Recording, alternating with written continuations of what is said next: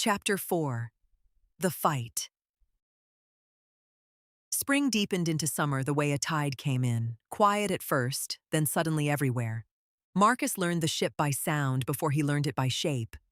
The singing siren had a language. Rope creak when the wind shifted. Plank complaint under bare feet. The low murmur of voices that changed when danger came too near. He learned when Trey wanted silence, when the captain's jaw tightened and his eyes went distant, when orders became clipped and exact. He learned when Trey wanted company, rare, and never asked for. He learned, most of all, the work. It began as obedience. Then it became a habit. Then, without any clear moment when it changed, it became the way Marcus moved through his days as if he had always done this, tending a pirate captain as naturally as he had once been tended. He poured coffee without being told. The kettle hung in the small hearth in Trey's cabin, and Marcus learned how long to leave it so the drink would be strong enough to keep the captain sharp, but not so bitter it scraped the throat. He learned that Trey took sugar, 2 small spoonfuls when the sea was kind, 3 when it was not. He learned the captain pretended not to care, but noticed if it was wrong. Some mornings, Trey would glance at the cup and say nothing. Some mornings, the captain would grunt, approving, and Marcus would feel absurdly proud, as if he'd won a prize at court. He kept the cabin clean. Not because Trey demanded it. Trey demanded very little outright, and that was part of the trap, but because Marcus could not bear disorder around the captain. He could not bear the idea that Trey might reach for something and not find it. He learned Trey's clothing, what was worn on deck, what was worn in port, what was worn when the captain needed to be more terrifying than usual. He learned the binder's knot work, the way Trey's breath changed when it was pulled tight, and he learned to do it quickly and without comment. He learned to wash Trey properly. He had been so clumsy and flustered the first time. He had tried to think of boring theology while his hands touched skin he was not meant to see. Now it was, if not ordinary, at least routine. Marcus could scrub soap into the hard-to-reach places without blushing so fiercely it made him dizzy. He could dry Trey's shoulders and dress the captain without staring at scars because they were now too familiar for stares. The trouble inside him did not show on the outside. Marcus became very good at that. Only at night did the trouble press close enough to be undeniable. The bed-warming duty stopped feeling like duty. Marcus would climb in when Trey told him to, chain clinking softly, and by the time the captain finished whatever work held him awake, maps, letters, calculations, a quiet conversation with Green in the doorway, Marcus would be half asleep already. Sometimes he fell asleep entirely and woke only briefly when a body slid in behind him, careful of the chain, warmth settling against his spine, a weight at his waist, a breath at his neck.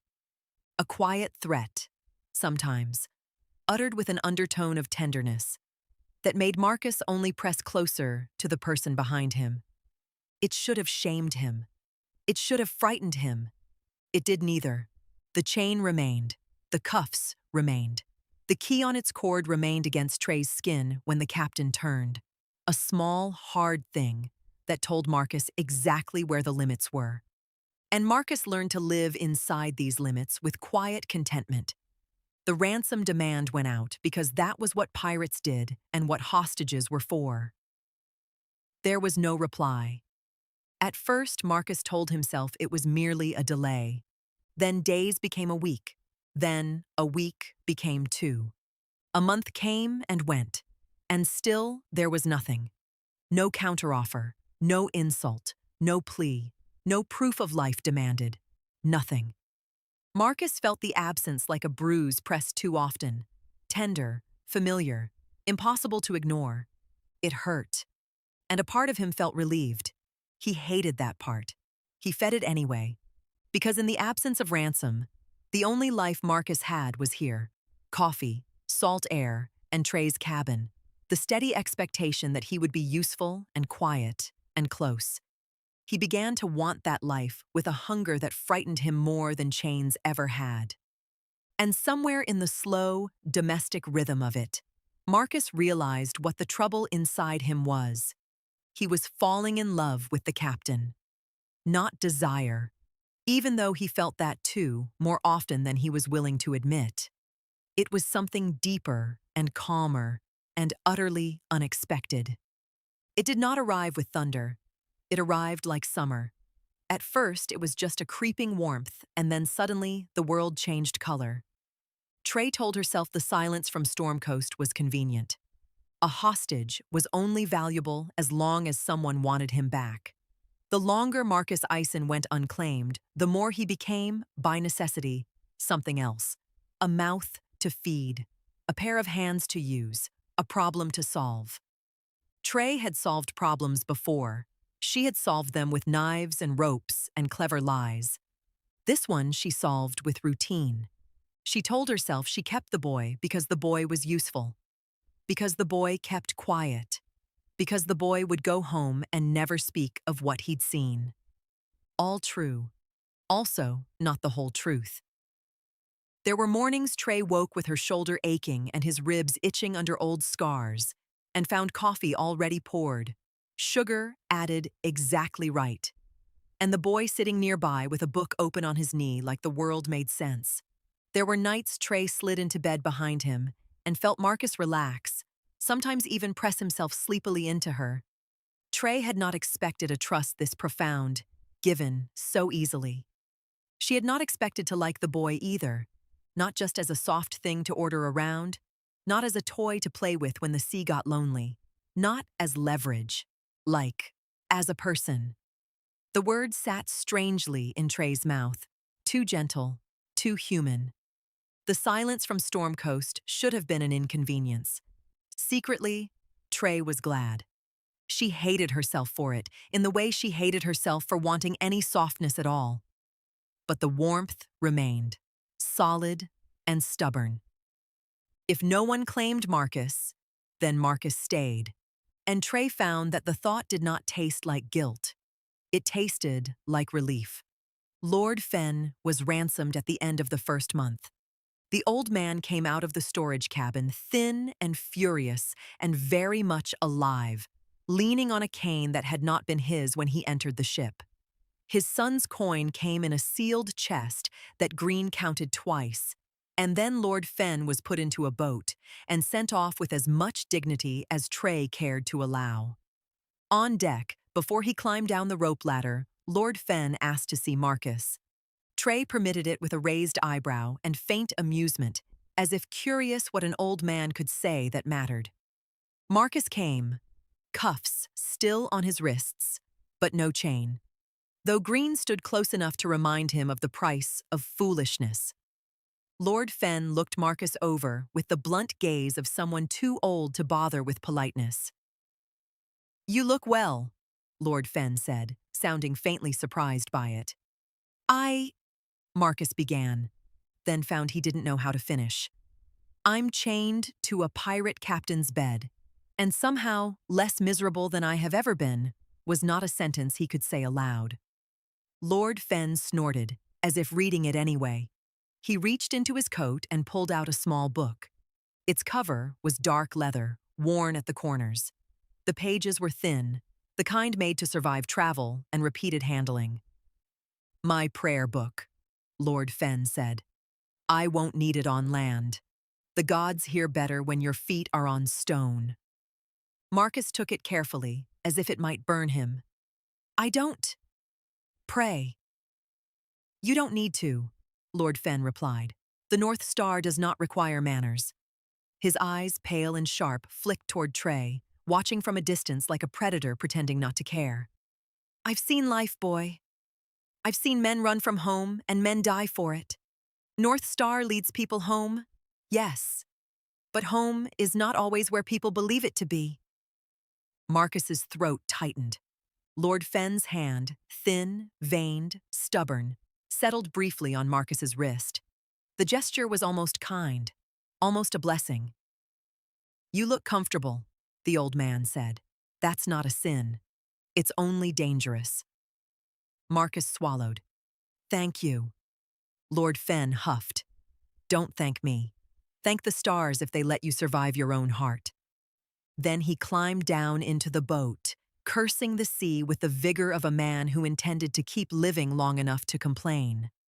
As the oars pulled him away, Lord Fenn shouted back at Trey, 2 out of 2 run-ins with Trey Blacksail is too much for any decent man. I am not setting foot on a ship again in my life, Captain, lest I tempt fate for a third meeting. Trey laughed, loud and bright, and it surprised Marcus every time, the sound of genuine amusement on a ship that lived by knives. When Lord Fenn was gone, Marcus stood on deck with the little book in his hands and felt, unexpectedly, grateful. Not because he intended to pray, because someone had seen him and, in a way, granted permission to be content where he was. Trey felt the ship's balance shift after Lord Fenn left. Not in the sails, not in the sea. In the small, invisible ledger the world kept. Hostages taken, hostages returned, promises kept. A clean ransom did something to a crew. It settled them. It made them feel legitimate in their illegitimacy. It also reminded Trey of time. A month and still no word on Marcus Eisen. Trey told herself again that it was convenient. The truth, uncomfortable, private, was that she liked the boy being here. She liked the quiet competence, the way Marcus learned the ship as if he belonged to it. The way he looked at Trey not with worship, but with attention. Trey had spent too many years being watched like prey. Too many years being watched like a liar. Being watched like someone worth caring for was new. She kept that thought locked up deep within her, too suspicious to trust even herself. Green approached with another messenger chest. From Celine's husband, Green said. That was unusual. Most husbands paid ransom and demanded return. They did not send further coin. Trey took the letter, broke the seal, read, then read again. The words were polite and careful and laced with fear. Celine's husband, Torian, offered to pay more than the requested ransom to keep Celine and Sully on board as passengers until fall, at least, perhaps winter. He enclosed keeping money and asked bluntly that Trey keep them alive. There was mention of a competitor, an aggressive one, a man who played dirty. They had been evacuating west, away from that man's reach, and had been relieved to hear Trey Blacksail had taken them, rather than whatever cutthroats the competitor might hire. Your ship is safer than anywhere else for them, the letter said, and Trey had to admire the bitter logic of it. Green watched Trey read, face carefully blank. When Trey looked up, Green said, "That's a lot of coin." "It's also a promise bought," Trey replied. Green's eyebrows lifted slightly. "You intend to take it." Trey folded the letter. "I intend to keep it." Promises were for keeping. That was how Trey stayed sane. He went below and found Celine and Sully. The merchant woman's eyes widened when Trey entered. Sully stood behind her, fiercer now than she had been a month ago, the ship's hard life making children either tougher or quieter. Sully was toughening, not breaking. Celine held herself like a woman who had learned to be brave because no one else would do it for her. Trey told her the terms, showed her the letter, let her read it with trembling hands. Celine's face crumpled in relief so sharp it was almost grief. "My husband," she whispered. "He wants you alive," Trey said, as if that were all husbands ever wanted. "He has paid me to keep it so." Celine lifted her chin. "And you will." Trey met her eyes. "If I accept money for keeping you safe, I keep you safe." He assigned them better quarters that same day. A cabin with 2 bunks and a lock that worked properly. He allowed them free run of the ship except during fights. "During an engagement," Trey told Selena, "you and Sully will be locked in, for your own safety and for plausible deniability." Celine's mouth twitched. "If we are passengers." "If you're passengers, you don't see what you shouldn't," Trey said.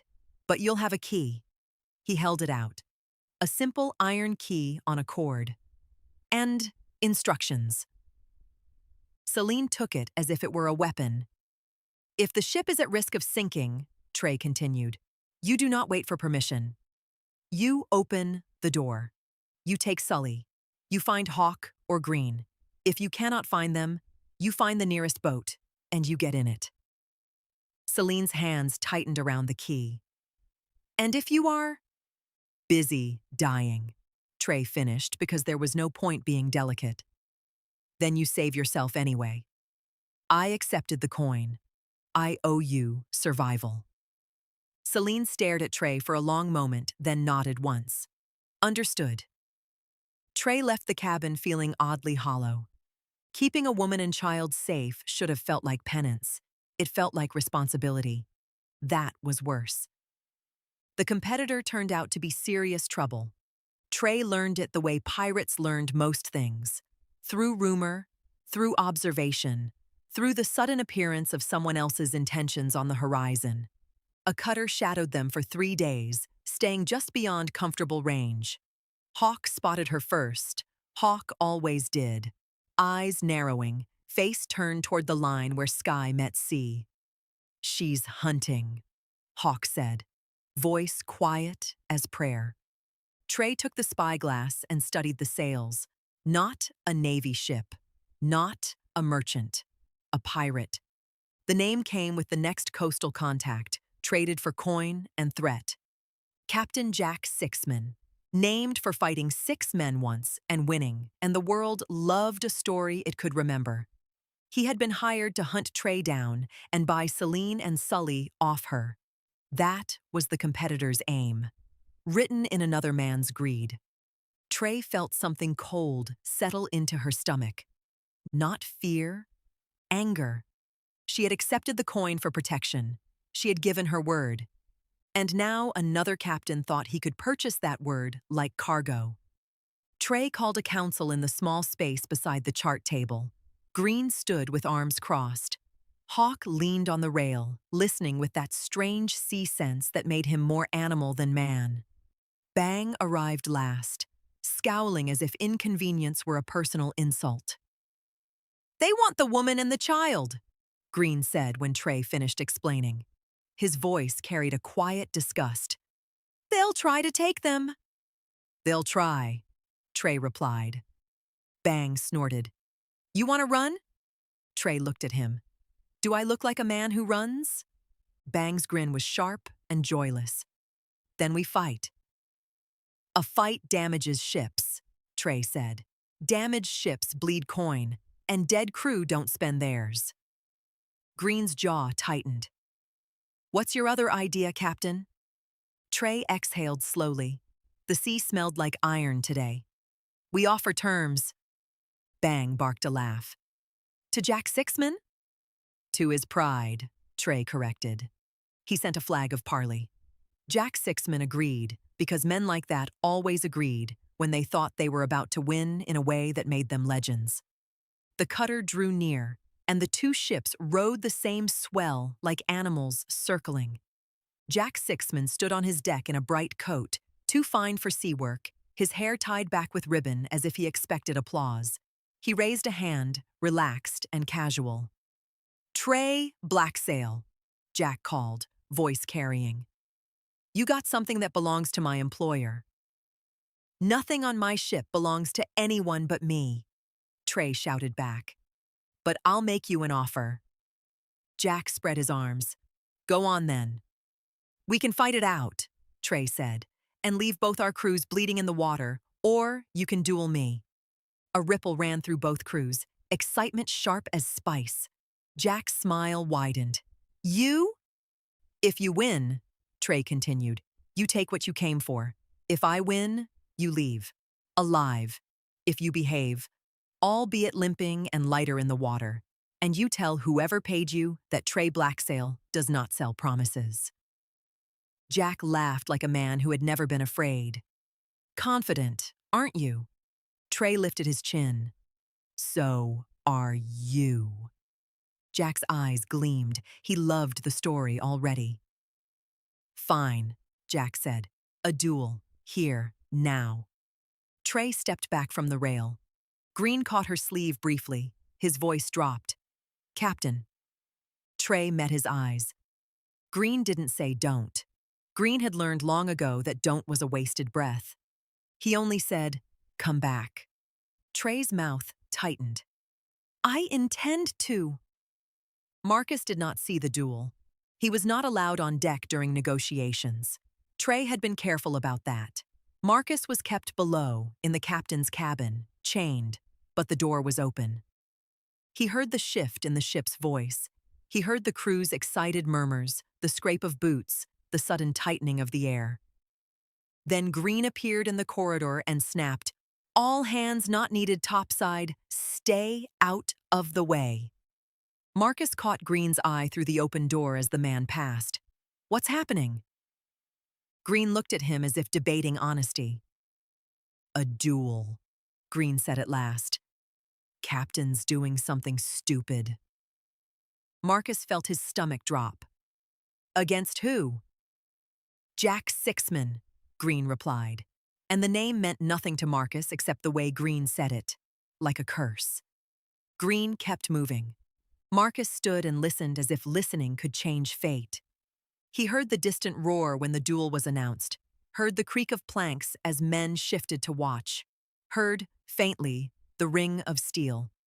Time stretched.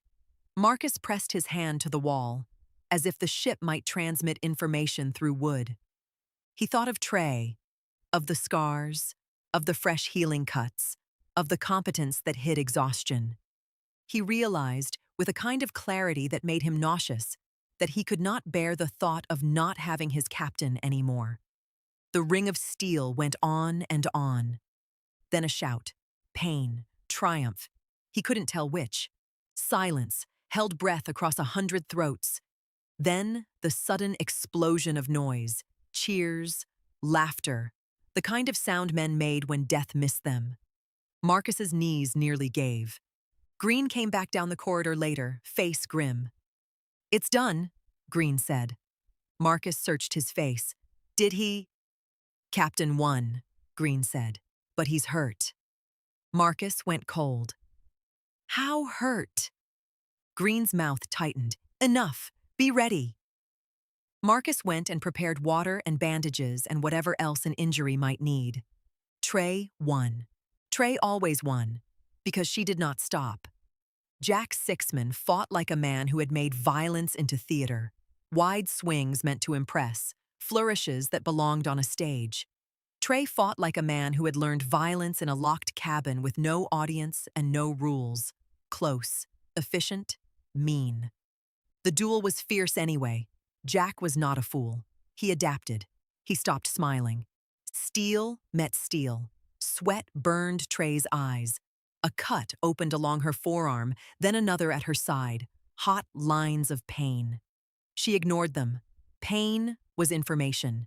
She filed it away. She landed the final strike under Jack's guard, the point catching flesh. Jack staggered back, eyes wide in shock at his own blood. Trey stepped in close and put the blade to Jack's throat, just enough pressure to promise. Yield, Trey said, voice low. Jack's breath came ragged. Pride fought with survival in his eyes. He yielded. Trey took the spoils. Not the ship. Not entirely. He stripped it of anything worth taking: food, water, coin, spare rigging. He ordered their sails slashed and their lines cut so they would limp home slow and humiliated, but alive to tell the story properly. Only when it was done, only when his crew had stopped roaring and started working again, did the pain at Trey's side deepen into something that made her vision blur. Green was at her elbow at once. Captain! I'm fine, Trey said, because captains were always fine until they weren't. She made it to her cabin on stubbornness and habit. Then her legs went out from under her. She heard Marcus's voice, high, startled, terrified. Then darkness tried to take her. Marcus caught Trey before the captain's knees hit the floor. The weight was shocking.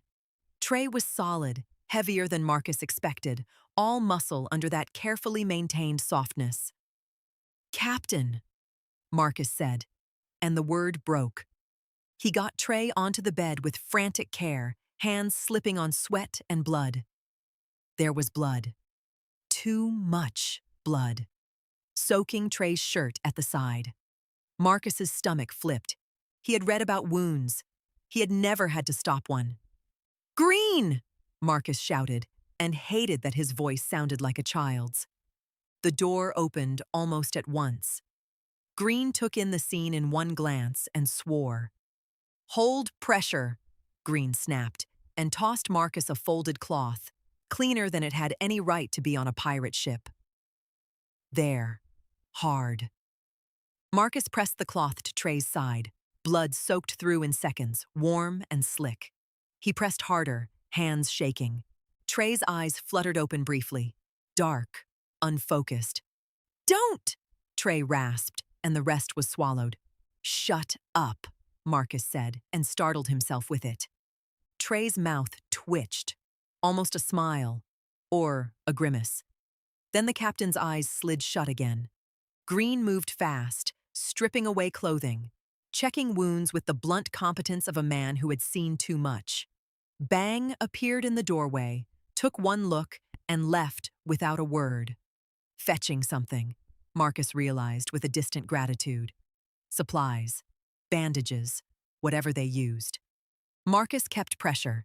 Time became nothing but Trey's breath, shallow and uneven, and the steady seep of blood under his hands. When the bleeding slowed and Green had stitched what could be stitched, hands steady, jaw clenched, Trey drifted into a feverish half-sleep. The captain's skin burned. Marcus sat by the bed with a bowl of water, wiping sweat from Trey's forehead. He did it as if it were prayer. He thought of Lord Fenn's gift and did not reach for it. He didn't know how to pray. He only knew how to stay. Hours passed. The lantern burned low, then was replaced. Outside the cabin, the ship lived. Quietly now, as if the crew understood that their captain's life was a thin thing. Trey muttered once, words tangled and meaningless. Marcus leaned in, listening anyway, as if listening could anchor Trey to the world. The captain's lashes fluttered. Marcus felt panic rise like bile. He leaned down before he could think better of it and pressed his mouth to Trey's. It was not a tavern kiss, not a performance. It was desperate. A foolish, honest thing. He pulled back, breath shaking. Trey's eyes snapped open. For a heartbeat, the captain looked confused. Then awareness sharpened. Trey's hand, weak but very much present, caught Marcus's wrist. "That," Trey whispered, voice rough as sand, "constitutes willingness." Marcus stared, blood pounding in his ears. "Captain!" Trey's eyes held him, dark and fever-bright. "If you kiss me, boy," Trey said, and the word boy landed like a brand. "You are telling me you want whatever I decide you want." Marcus's mouth was dry. His heart was trying to crawl out of his chest. He should have been frightened. He was. He also knew, with a clarity that felt like stepping off a cliff, that he didn't want to take the kiss back. So Marcus bent down again and kissed Trey a second time. Softer now. Deliberate. A confirmation. When he drew back, Trey watched him for a long moment, then exhaled slowly, as if amused, as if relieved, as if something tight in her had loosened. "You'll regret that," Trey murmured. Marcus's hands shook, but he held Trey's gaze. "No," he said, and was surprised that his voice did not break. "I won't." Trey's mouth curved faintly. "We'll see." Outside the cabin, the sea kept moving. Summer held the ship in warm hands, and inside, Marcus stayed by the bed, nursing his pirate captain back from the edge, knowing with a strange calm that whatever came next would change him forever.